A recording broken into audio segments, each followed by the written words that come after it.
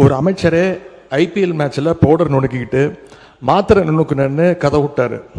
அவர்கிட்ட உங்களுடைய காவல்துறை ஏதாவது விசாரணை நடந்துச்சா? அவர் மேலே ஏதாவது நடவடிக்கை எடுத்திருக்கீங்களா? அது மட்டும் இல்லை, சமீப காலமாக ஆளுங்கட்சியை சேர்ந்த பலர் போதைப் பொருள் வழக்கில் தொடர்ந்து கைது செய்யப்பட்டு வருகிறார். நீங்கள் இதுக்குரிய ஆதாரங்கள்லாம் நீங்கள் இல்லாமல் நீங்கள் பேசக்கூடாது. அமைச்சர் அவர்கள் பேசுறதுக்கு ஏதாவது ஆதாரம் கேட்டிருக்கீங்களா? அமைச்சர் அவர்கள் பேசுறதுக்கு ஏதாவது ஆதாரம் இருக்கா? நாங்கள் உடனடியாக கைது செய்யப்பட்டிருக்கோம், அவர் கட்சியிலிருந்து நீக்கியிருக்கிறோம். உங்களுடைய அமைச்சர் ஐபிஎல் மேட்ச்சில் பவுடர் நுணுக்கிட்டு இருந்ததை இன்றைக்கு உலகமே பார்த்துச்சு. பல்வேறு விமர்சனங்கள் வந்துச்சு. குழந்தைக்கு மாத்திரை கொடுத்தேன்னு கதை விட்டாரு. அதற்காக ஏதாவது விசாரணை நடத்தியிருக்கிறீங்களா? புகார் எடுத்திருக்கிறீங்களா? ஏதாவது நடவடிக்கை எடுத்திருக்கீங்களா? அதை கேட்க விரும்புகிறாங்க. மாண்பு முன்னவர், அவை முன்னவர்.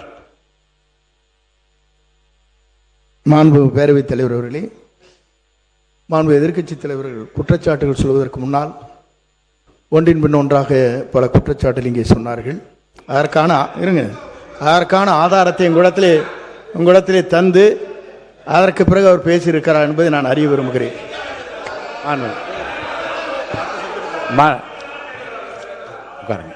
மாண்புமிகு சட்டத்துறை மாண்புமிகு பேரவைத் தலைவர்களே, நான் குறிப்பிட்ட அந்த போதை கடத்தல் மன்னன் ஜாவத் சாதிக் சம்பந்தப்பட்ட எந்த பெயரையும் நான் சபை நாகரிகம் கருதி சொல்லவில்லை. அதே நேரத்தில் அந்த வழக்கில் ஒன்றிய அரசு டெல்லியில் பதிவு செய்யப்பட்ட வழக்கு தான் தவிர்த்து இங்கே எந்த வழக்கும் பதிவு செய்யப்படவில்லை. அவரை காப்பாற்ற முயற்சியாக நடந்தது. இவர்கள் தேவைப்பட்டால் யார் யாருடன் எந்தெந்த வகையில் புகைப்படம் எல்லாம் அப்போது சமூக வலைதளத்தில் எல்லாத்தையும் வெளியானுச்சு.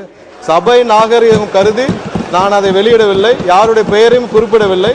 அதை அவர்கள் இத்தோடு நிறுத்திக் கொண்டால் நல்லது. கண்டிப்பாக நம்மளுடைய அரசு எந்த வகையிலும் போதைப் பொருள் கடத்தலை தடுக்கவும் போதைப் பொருட்களை தடுக்கவும் தான் முதலமைச்சர் உத்தரவிட்டுள்ளார். இல்ல இந்த